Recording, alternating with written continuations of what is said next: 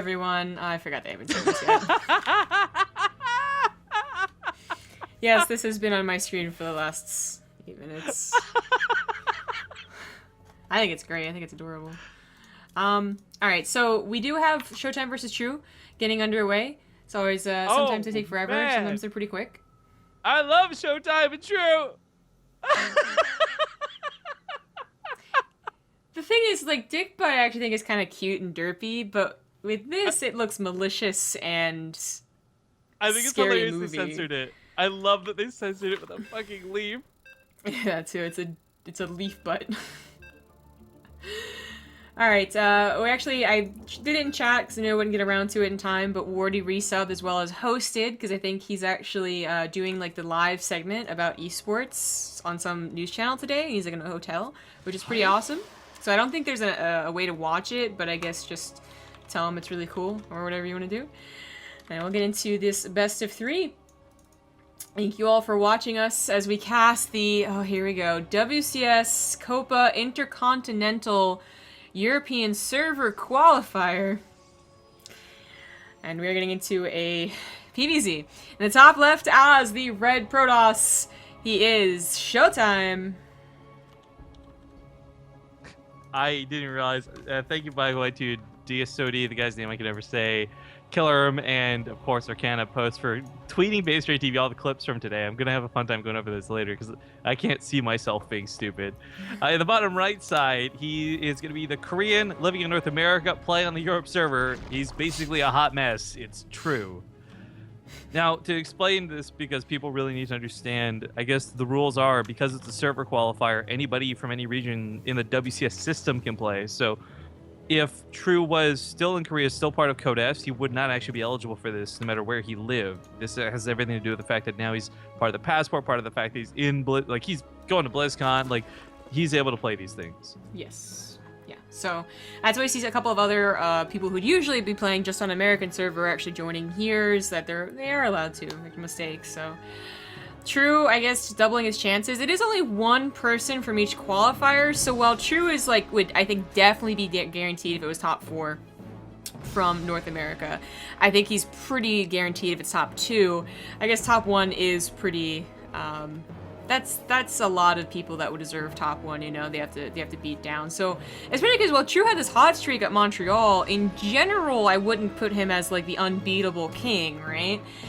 It just so happens that he looked unbeatable at Montreal. That was his tournament, man. Maybe he's still riding off of that high and will perform very well against ShoWTimE, but the European server is pretty bad for anyone who's basically not in Europe. For Koreans, for people in North America. And that will certainly, maybe not affect like directly his micro. We might see like one mess up here and there. I think it's more about like the mental thing, just like, you know, we saw Alive actually, right? Get super tilted for playing on the European server, and he's not usually a guy that gets tilted. So it can add up. Yeah.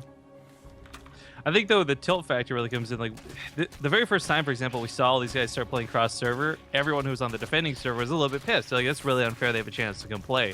And even though it's been proven at this point that between DreamHack and everyone else, like, it's in the rules, it's how it's supposed to be run according to WCS, it doesn't make it kind of suck any less. You're like, I'm a great German player. I'm one of the best Europeans there. I'm ShoWTimE. And I still may have to yield a spot to a Korean who lives in North America playing on my server in Europe. Yeah. It can feel a little bad. I think some other people, though, and I think actually a lot of Europeans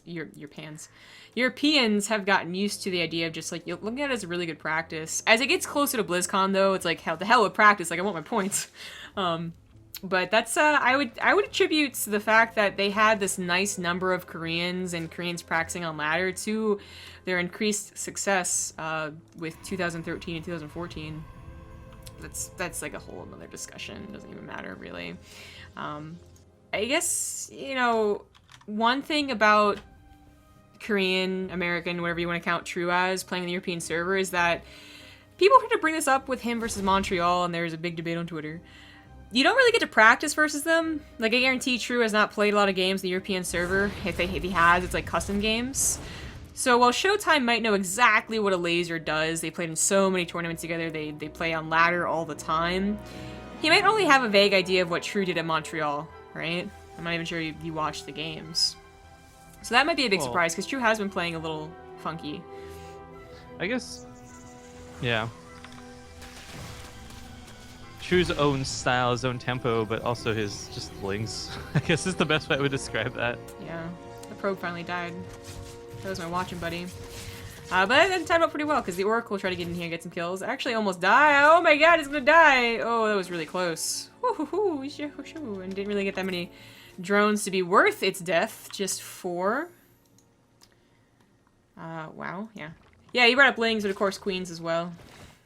True has been, really embracing the mass queen as he always has. So he's, even in versus Protoss, he's already up to 6. And already on a 4th base. Oof. That 4th is actually really early. I mean, that's just True kind of getting away with what True does, but I don't think there's anything ShoWTimE can really do to punish that right now. On the hot scale, I'm at 10, baby. As he did open with a Stargate, there's nothing he can send over there to kill that hatchery, really. Yeah, and that's I think what True was hoping for. True also could have made like 30 lings instead of that hatchery and tried to cancel ShoWTimE's 3rd because he doesn't have a lot on the ground, but still going for the 4th base. ShoWTimE scouts it, so ShoWTimE tries to deny it. Thank you to Anonymous. I guess I don't know if you meant to leave a name in there or not. It says thanks for all you guys do. Oh, and Todd is a new sub. Hey. The Warcraft 3 is real! Yeah, you guys right? didn't see, actually, Todd's working with our good friends over at Ting to produce a Warcraft 3 tournament, which is going to be pretty cool. So, shout outs to Todd. Thanks for the sub, bro. I don't know what it is. Blizzard games, I guess, in general, right? We all love Blizzard games, but also just, like, older games. I really like learning about them. So I've tried to pay attention to, like, his streams or when Rotterdam streams Warcraft 3 to learn more, because I have no idea how it's played, but all I know is I mass archers and moonwells. Right, and right. I mean, we had such fun playing Warcraft. If only it was easy to make flipping lobbies. Like, God. Right? My God. Now Broodwar has shield battery, but Warcraft means the same thing. Anyway, grabs aside. So we had a lot of links coming in here, but it's already set up really well, so that wasn't going to work. The Adepts never did very much. True, he's trying to go for a Spire right now, but without defenses. He doesn't have a Baneling Nest. He doesn't have a Roach Warren. He just has lings. Pure lings against pure adepts. I mean, I think we all know which one wins that, unless there's like a billion lings.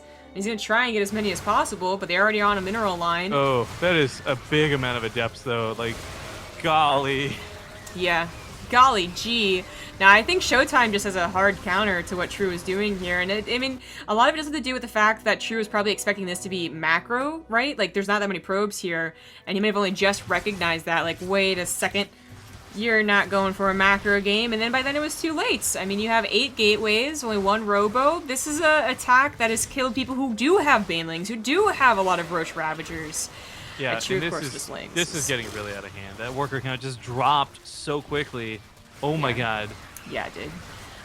Really nicely done by ShoWTimE, though, to realize There's another wave on. coming in. Oh my god, from the north. There's just Yeah. no way. Even if that Spire completes, even if True makes the 8 to 10 mutas that he's looking for, his buildings die before the mutas clean up the army. That's it. Like, Yeah. There was ShoWTimE's really... won game 1. There's no way he was going to have enough while also going for a Spire. He would have either made all Banelings, so that's all of his gas anyway, and the Spire is kind of useless afterwards, or wait for a Spire and lose everything else. So True, maybe a little shocked at this, thinking that the game was going along exactly as planned up until a bunch of Adepts came into his base. As he thinks about the game, he'll probably realize exactly what happened, but GG. GG, ShoWTimE. We'll take that first game in this best of 3.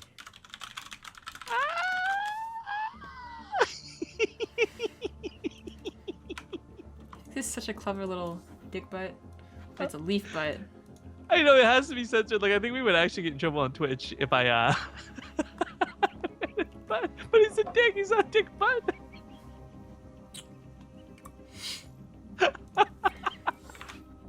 Okay. Setting this aside, what's the next map? Do we know? It is going to be Frost. Frost. Another good map for adept attacks. I'm just throwing it out there, but I think True is not going to be really on guard for him, so. Okay, well, here's the countdown. So we quickly get into the map. Yep. First mistake was trying to learn from Roddy. Well, that's rude. He was a decent Warcraft player. I think. I don't know. Alright, Frost, vertical spawn. In the top right, up 1. He is the red Protoss, ShoWTimE. And in the lower right corner of the map, he is that Korean menace, the blue Zerg. Whoa, True. Mm-hmm. The blue True. So, real quick question about this, because I know that this was the ruling for DreamHack. I'm not sure if it's the same ruling for Copa Mexico, or Copa Intercontinental, excuse me. But for DreamHack, for example, if you wanted to play in the North American server qualifiers as a European, you had to not play in the European server qualifiers. So Right. I'm wondering, has True disqualified himself from the North American server qualifiers by playing in the European ones?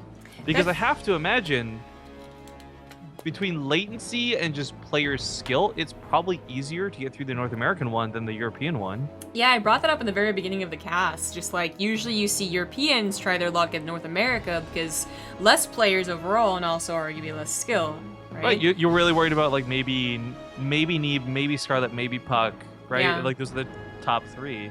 And Scott's already advanced, so it's like one less to worry about. Thank you to Full Metal Octopus for the new sub. Metal Octopus. Probably not as delicious to eat as regular octopus. Yeah, I hurt your teeth. Yeah. Thank probably you would. for the new sub. Hype. But anyway, I'm not sure on the rules.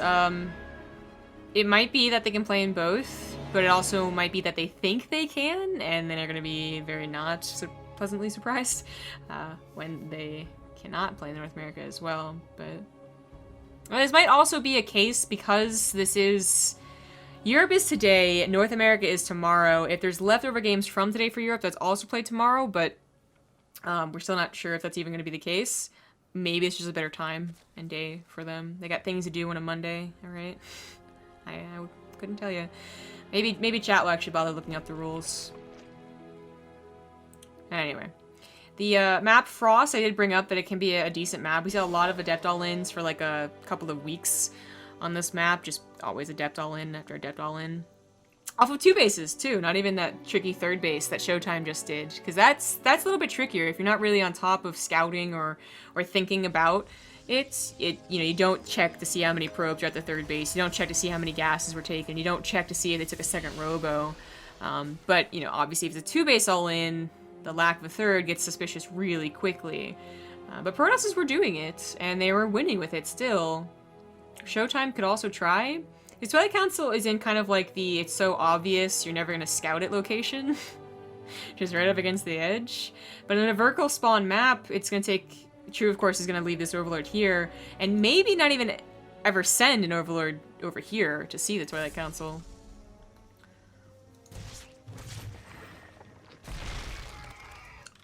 True has very limited scouting. There is Resident Englaves, just see how many gateways he adds on. It might just be 2, and maybe he goes through the attack, maybe just keeps them at home, a little conservative with them. Might be 3? No. Okay. And no proxy pylon to put on a 4th gateway either, so... If he does use the Adepts, it will be the regular, typical, 8 number. With Resident Englaves, which is always a little scary, but something that True could technically deal with Lings and Queens, unlike what we saw last game. Overlord speed did kick in, so he's going to scout it all. Yeah, good for scouting. One thing that we're going to worry about is, of course, whether he knew this was coming. Seeing the Resonating Glaives, kind of heading off to the side. Be a nice catch here for True. Mm-hmm. Thank you, Kitsy, for the 2-month sub. Like a kitsy cat?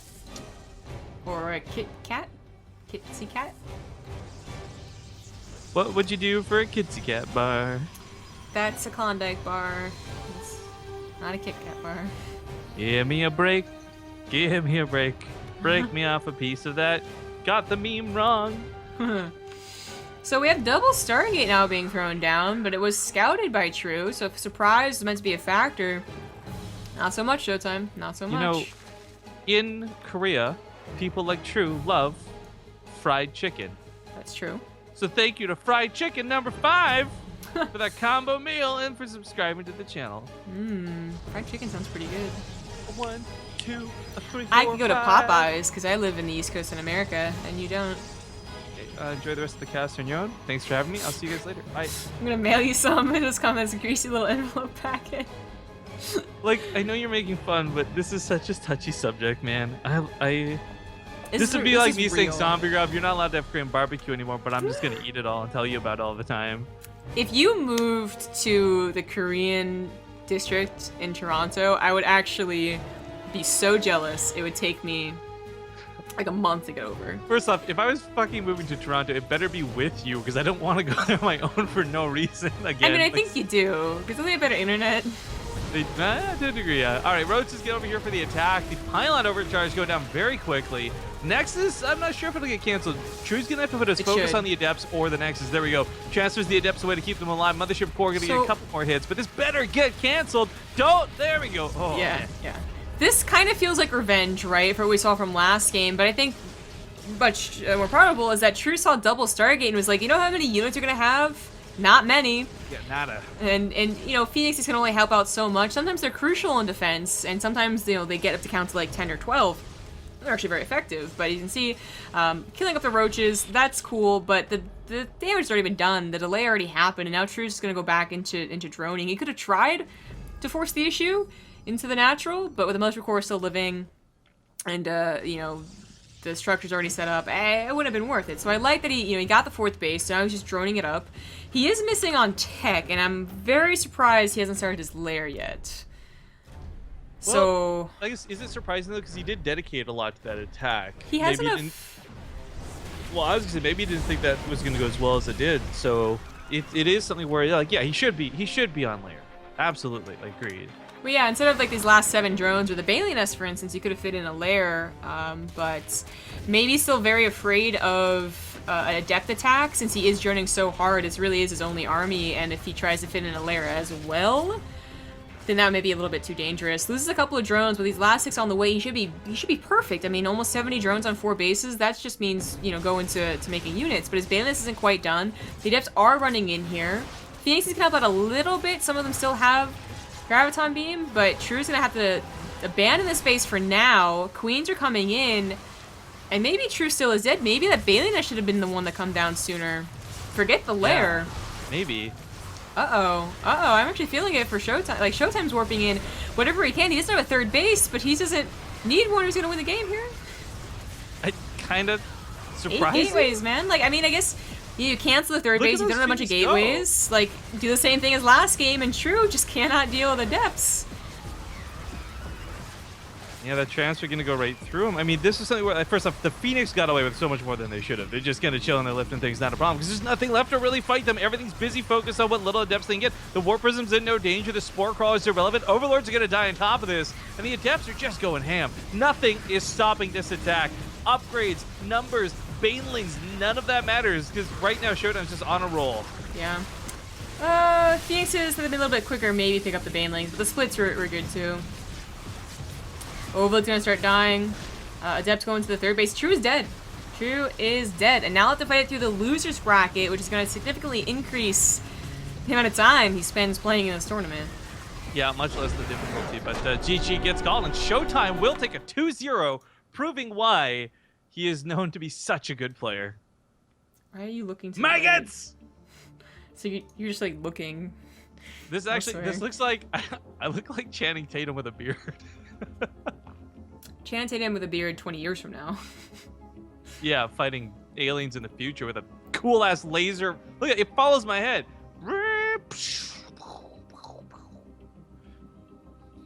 This thing's actually pretty cool. I like it. Although the braid's pretty dumb. I wonder if he's got hair. Do you think he has hair underneath this? I think he's bald. Thank you to Scaland for the 7-month resub. Smiley face. So ShoWTimE will advance now to the finals of the winners bracket, which is still 2 series away from getting the spot. Yep, But he's getting pretty damn close. True will fall down to the losers bracket, but pretty far advanced in the losers bracket. Like, better than the people who, fell down first place. Snoots using thermal is still going on. Whoever wins that will face major. That's probably who we're gonna look for and wait for. Certainly, if we get into game 2 or 3, that would be ideal. And then, yeah, on to the losers bracket, which is, thank God, keeping up pretty well.